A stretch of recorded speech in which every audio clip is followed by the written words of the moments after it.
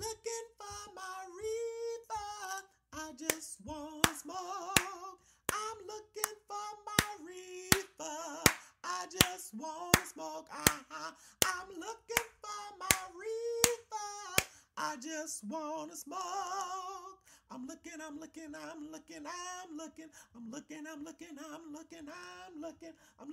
for my reefer now. Oh, I found my reefer.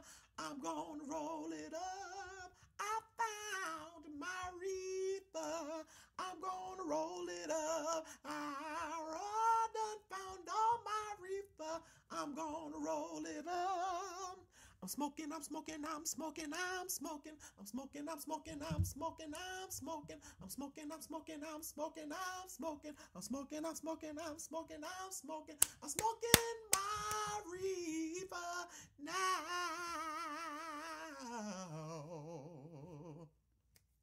And for that, I'm going to Christian Hale. Let's start the show. Hey, what's up, everybody? This is your girl, the priestess, never your mistress, Yannick Taylor. Honey, here's another episode of Conversations with the Priestess. So get your libations and get your ancestors and sit down and have a conversation with your girl.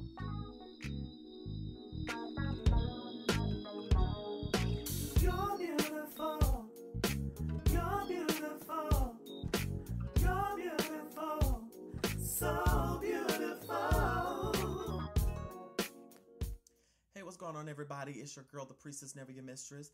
Here's another episode of Conversations with the Priestess. Welcome back. I'm so glad to be with my life on this podcast, my health and strength. So glad to be back doing the goddamn thing. Finally got my setup like I want to. So I want to let y'all know now, trigger warning, excessive cussing. I'm going to be talking about some hard shit. So trigger warning is going to get heavy. Examples of religious abuse and things of a sexual nature. So, but your girl is here and I'm glad about it. So, I pray that the last time since we met that all is well. I'm sending positivity and love to everyone at this time. And I must say that it is summertime. And I'm thoroughly enjoying it. So far, my summer has been great. I have been working for a good chunk of it, but I have been finding time to enjoy myself. And I've been doing little simple things like going to the park, hanging out with friends, taking myself out to the movies, or sitting my black ass at home doing absolutely nothing. And gratefully, I had a surprise visit from my brother, none other than Mr. AJ Duro. Y'all give a shout out to him. I was so glad to see him. He and I spent some time together and we chilled out and we showed all the way out. And we were going to record some episodes, but we decided to just chill out and relax, have a good old family time, brother and sister. And I'm so glad to have had my brother with me. And also, while that was going on, I had the opportunity to have my first Erykah Badu experience. I really did. And it was one hell of an experience. I absolutely loved the show. To open it up, to open up the show rather, DC's own The Junkyard Band came up and opened up the show and got the crowd up. DMV represented, DC in particular represented very well. You know, it's not DC without go-go. You can say whatever you want to say. DC go-go is where it's at. And if you say go-go ain't where it's at, baby, meet me in the parking lot. We can square the fuck up. That's how we gonna roll up in this place, okay? But yet and still, I'm just excited that I was able to experience yet another amazing artist. And if you know one of my other favorite artists, Duran Bernard, you know the deal with him and Erykah Badu. I don't have to tell y'all that. If y'all don't know about it, just go ahead and research, okay? And also, Yasin Bey. He was one of the acts as well, and he showed his ass. And I love his quirkiness. I love Yasin Bey's quirkiness because he was just rocking out, honing his craft, not honing his craft. He was expressing his craft, representing who he is, and just doing all of his great hits and stuff. But the reason why we were all there, Miss Erykah Badu herself, baby, oh my gosh, she opened up with her classic, On and On. And she did all of her great stuff. She did Window Seat, Tyrone. She called all of the Tyrones up. She did a little thing where the Tyrones came up, gave their name and stuff. You had a couple of people that didn't know how to follow instructions. But, you know, she was just having fun. But also, she did Next Lifetime, and she did one of my favorite songs by her, 82,000. That is one of my favorite songs. This world has changed. This world has changed. I absolutely love that song. And Erykah Badu has been a staple in my music forte for a long time. She's been in my repertoire for a long time. I've done a couple of her songs in different places, and I really live for her. I love her style. I just love Miss Erykah Badu, honey. Now, I will say, I'm glad that I had this experience. I wanted to get off from work and let my hair down and relax. And I did just that. And yes, your girl was nice and high like I am now during this podcast, smoking some tree.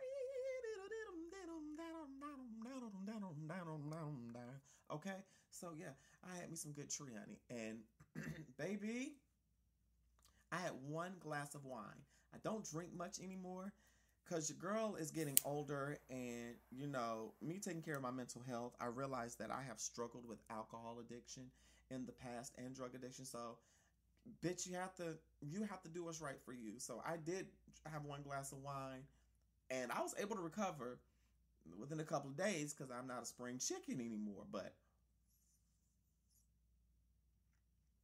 I thoroughly enjoyed myself. It was a real experience, and I cannot wait to see her in concert again before she retires. But the fact that I'm not going to tell her age, that she is a well-seasoned woman and she still looks good. Yes, ma'am. Yes, ma'am.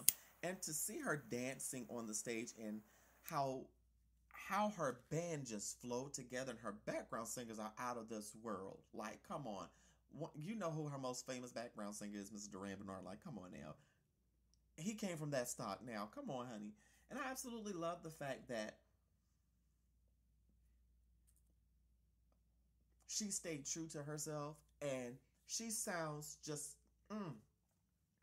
oh my gosh, like, her vocals are just so crisp and pristine. Yes, long live Erykah Badu. After it was all said and done and leaving the concert, I have a question, y'all. I have a question. To my cishet men, particularly my black cis men, why are y'all so fucking weird? Why are y'all so fucking weird? So mind you, I'm dressed in a nice black dress. It showed a little bit of my chest, but it covered up my breasts. And it also showed a little bit of my stomach, you know. And I had on my nice little sneakers, my earrings and jewelry. And I'm waiting for my Uber, and I'm very cognizant and aware of my surroundings. Number one, I'm a black trans woman. Number two, the political climate that we're in is a motherfucker. Let's be real, it's a motherfucker. And number three, is late at night. So, you know, the freaks come out at night, but they're out 24/7. So it's a crowd of people walking on the sidewalk. So I step to the side underneath an awning at a restaurant, and this man walks by me, and I look up, and he's giving me this mean mug and just looking at me. But I'm guessing he was with his homeboy and his lady friend. This man turns all the way around and looks at me and just watches me. I'm looking at him, but I'm backing the fuck up and making sure I'm getting to near where this police officer was standing, directing traffic and stuff, in case I had to cause a scene or something. But thankfully he kept walking, and I'm like, dude, why are y'all so fucking weird? Why are y'all so fucking weird? Why? Why must y'all be weird? Like, come on. Like, just smile and nod and keep walking. You ain't got to do all this extra staring and creeping and shit. That's the type of shit that make women feel unsafe. That's the shit that make us feel unsafe when y'all do weird shit like that. Stop doing that shit. Get over yourselves. Honey, please. But needless to say, thankfully, I was able to get in my Uber safely and bring my black ass home. Because I don't want nobody fucking with me in these streets because ain't nobody got time for that shit. This is not the first time where I've been in a situation to where niggas have been weird. Okay? I'm not going to go into detail, but again, niggas do weird shit. And it just gets on my nerves, like, for real. Like, okay, I'll tell you one. I will never forget. I was actually in a store getting gas, right? I've paid for my stuff, got my receipt. I'm walking out to my car to pay for my gas, and this man says, "Ma'am, you dropped something." I'm honestly thinking I dropped something. And when I look, he was like, "Here, you dropped this." He hands me a piece of paper, like one of the little lottery ticket things, with his phone number on it. Now, of course, because he's watching me walk out to my car, I did not throw it away at the gas station. I waited till I done drove clean to the other side of the neighborhood, like maybe 2 or 3 miles away from the store, and I threw that thing away, honey. Okay, like, and it's said that you have to do simple stuff like that because you don't know how these men will react to you. You don't know how they're going to come at you if you reject them.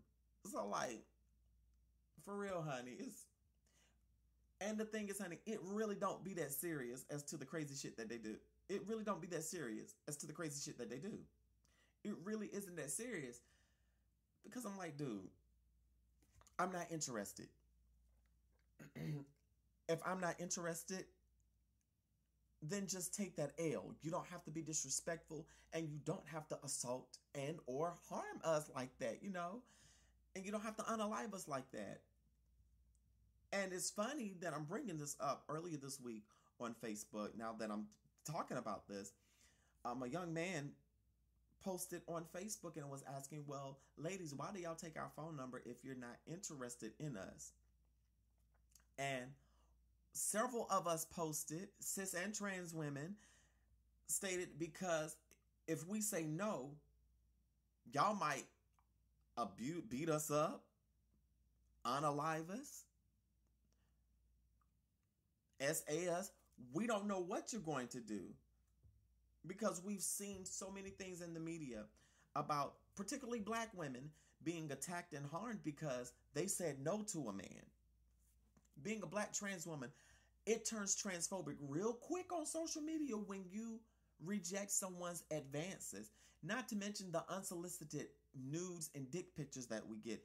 Baby, even on Grindr sometimes that's annoying. Like, if you're going to send me a dick picture, make sure the thing ain't ashy. At least put some lotion on it, honey. Hell. Like, for real, y'all doing too much. But needless to say, you know, I'm at a place now to where when I go out, I'm very aware, and I rarely go out by myself now. I walk to the store during the day. If I'm going out at night, I'm going with a friend. That's just as plain and simple. You know, I can't. The world is crazy out there, and the world has indeed changed. But nevertheless, I'm still going to enjoy my life. I'm going to take a quick break, hear some church announcements, and we'll be right back.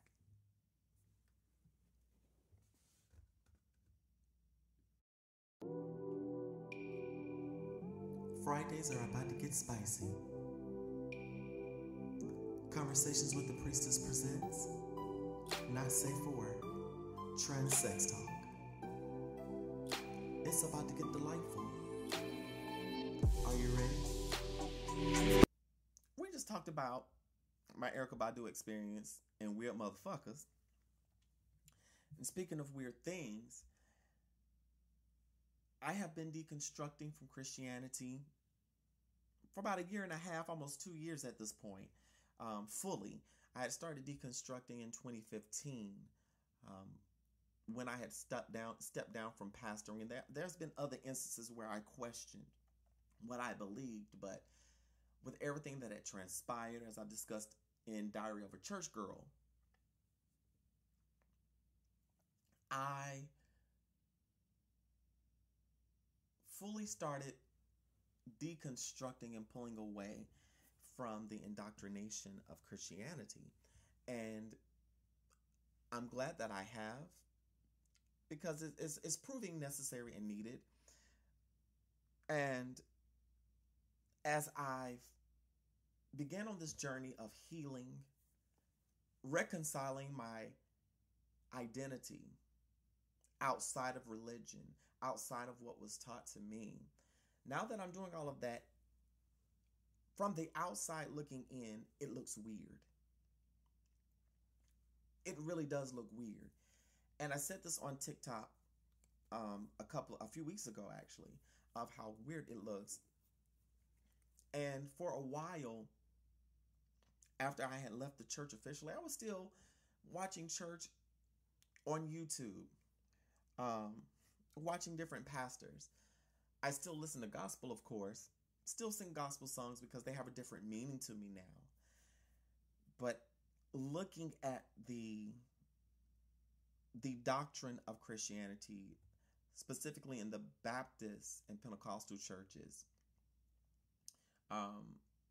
as I've come from those backgrounds in the Black church.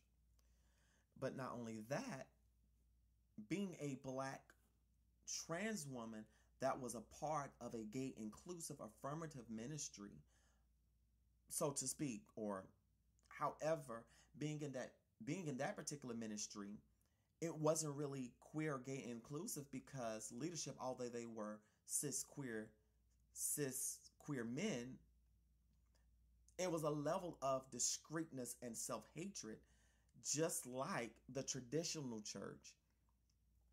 Also, if not, it's a whole lot of transphobia, transmisia, even in the gay inclusive ministries. And I recognize that cis queer men, there is a certain level of misogyny like no other in the among cis queer men, unfortunately.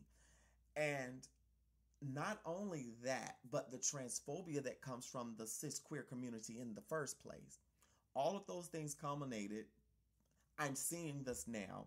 And for me, although you may be a gay or queer inclusive ministry or quote unquote gay church, or however you want to identify, if you want to get technical about Jesus, Jesus was inclusive of everybody.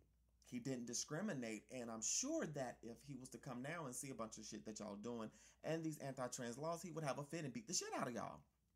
Let's be real. So as I began to deconstruct and looking at all of this and looking back at church videos, praise breaks and things, it looks weird as fuck.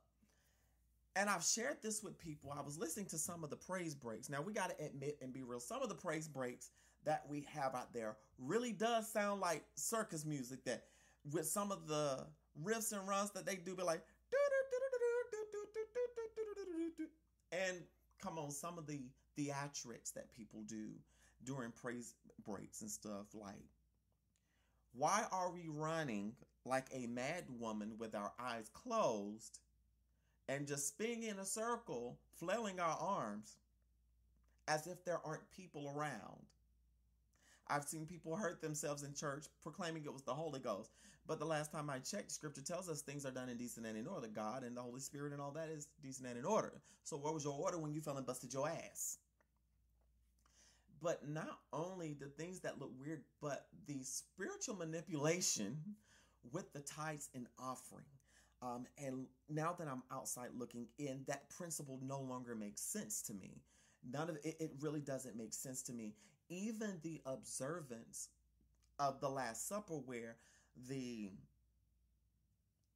grape juice or the wine for some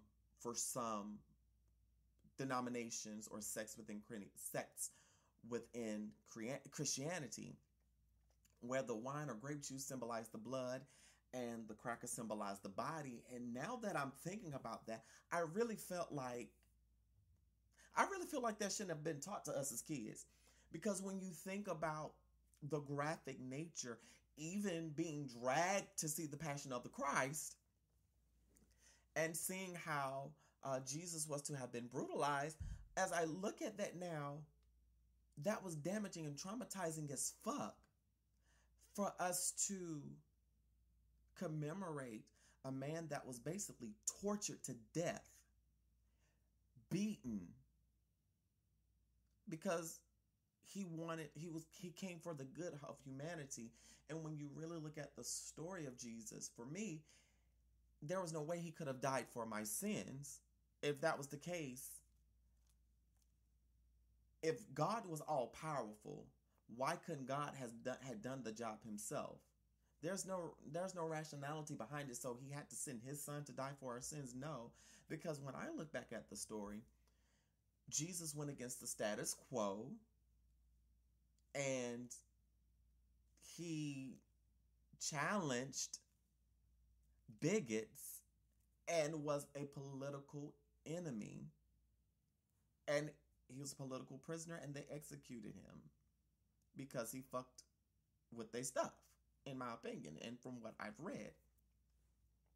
Now, looking back at all of this, it's weird as fuck, because I'm like, one of the things that I'm glad that I'm moving away from is the idea that I have to rush. There's this idea in Christianity, and I grew up with this, that we have to work. We have to work before night comes, because when night comes, no man can work, meaning we have to make sure we're doing our Father's business, that we're doing kingdom business before Jesus comes and cracks the sky. And we've been waiting on him for a long time. And now in the place that I'm in, I'm like, how much worse does it have to get before you come and save us? Really, tell us how much worse it has to get. And it's just so many things that they tell us God is in control with that I question. And now that I'm out of it, and I'm in therapy now, healing, and I began deconstructing and looking at the Bible from a different lens and practicing spirituality in a different way, it makes no sense to me. And it really reeks of cult behavior and mind control, because the greatest form of witchcraft is mind control. And that's what Christianity has done. And now that I've fully accepted myself as the queer Black trans woman that I am, that loves to sing and loves sex, a lot of the rules and regulations about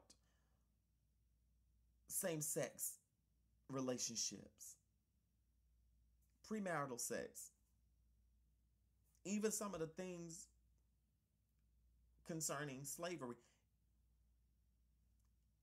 it seems more of a supremacist view of keeping the culture in a certain puritanical standard, which we see how white supremacy and Christianity go hand in hand.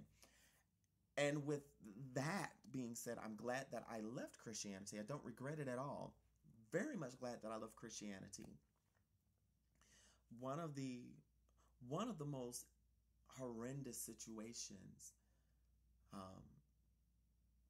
that I have experienced has been in the church, and has been at the hands of leadership. And that, having that experience of being taken advantage of by leadership in not just finances, but monopolizing my time, and even in a sensual sense, if y'all get what I'm saying, having that happen, it shook me to my core. And yes, my experience in Christianity and my experiences at the hand of leadership has caused me not to trust people anymore in that aspect. And in the last year and a half, I have grown so much, and I've really begun to embrace all sides of me. And now that I can look back and look at how all the flailing of the arms we did, rolling around in the floor, screaming and hollering, it was just an emotional outlet, and us just flailing ourselves around for nothing when all we really needed was a therapist, someone to talk to, and to really see how we were being oppressed in that system. And I'm glad that I'm out. I'm glad that I'm out. And healing is of the essence, and I'm glad that I'm on my wellness journey, on my healing journey. Yes, I still play with my tarot cards every now and then, and I do the damn thing. And I know that along with my transition, me living Christianity, that has caused a rift between my family and I. It's mainly been my transition, but I'm yet making it through. So, I'm just going to keep living. I'm going to take a quick break. I'm coming right back. Y'all live, love, and be free. Smooches. Do you want to stay up to date with the messiest drama on the internet? Or what about those crazy viral challenges? Then be sure to tune in to TMZ Verified, the podcast.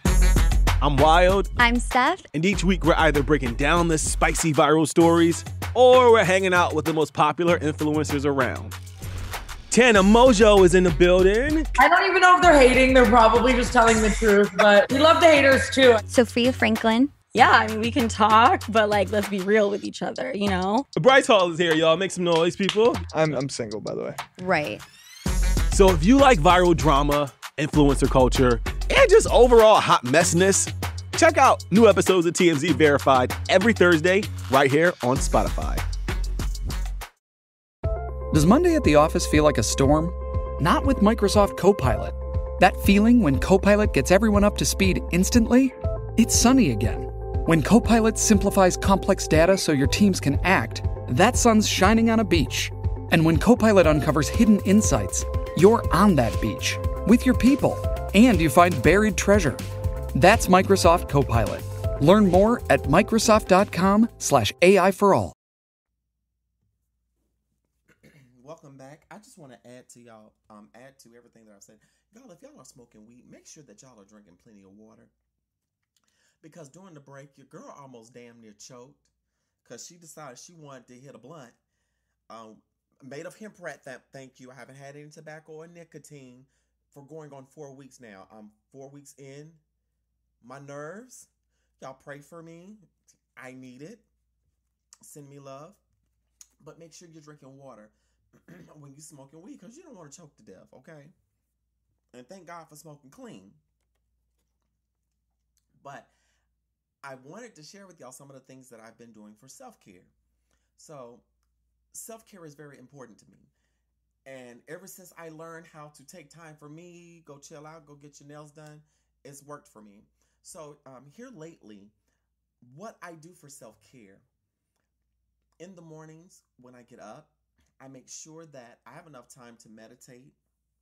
And I love listening to binaural beats or soft, chill music in the mornings. Sometimes I may listen to sleep sounds. And this allows me to quiet my mind from when I wake up in the morning. Dealing with anxiety and depression, sometimes it's hard to get started during the day. And it's hard to find that motivation, especially if you're experiencing a depressive episode or you're depressed. But what I've started to do, especially when I'm coming out of depressive states, and to try my damnedest to lessen the depressive episodes, I do that as a mode of self-care, but also I do yoga. Before this episode podcast, I was camming on ManyVids, and I started doing yoga. And it felt so good to do yoga. I was doing a sacral chakra based yoga, and it worked wonders for me. And it opened up my hips. It allowed me to stretch, but it also allowed me to release the tension from the day. And I needed that release, honey. I really needed that release. And I'm glad I got the release. So, yeah. I've been doing yoga, but also I will take a hot bath. when I get off from work. When I tell you, a hot bath with some Epsom salt, lavender Epsom salt, gets you right there. For those who may drink wine, have a glass of wine with you if you like. Light some candles. I like scented candles when I'm taking my bath. But I also have a color projector light that projects like this beautiful ambiance of different colors, and it has like green little lasers that represents the stars. I put that in the bathroom with me, and I relax, and I might smoke my J, smoke my blunt, drink my water. If I decide to have wine, I'll have my glass of wine, and I begin to relax. I may put the eye pack over my face, or a warm rag over my face or on my head, and just relax. Take in the sound and just decompress. And that really allows me to ground myself, and I absolutely love it. For those of you who are listening, please tweet me at Yannick T Music on Twitter. My Yannick T Music IG is down indefinitely, but y'all can follow me on Instagram at CWT Priestess. Y'all reach out to me and let me know, what is your self-care routine? So with that being said, y'all, I'm going to go ahead and end this podcast episode. Y'all live, love, and be free. Smooches! You're beautiful. You're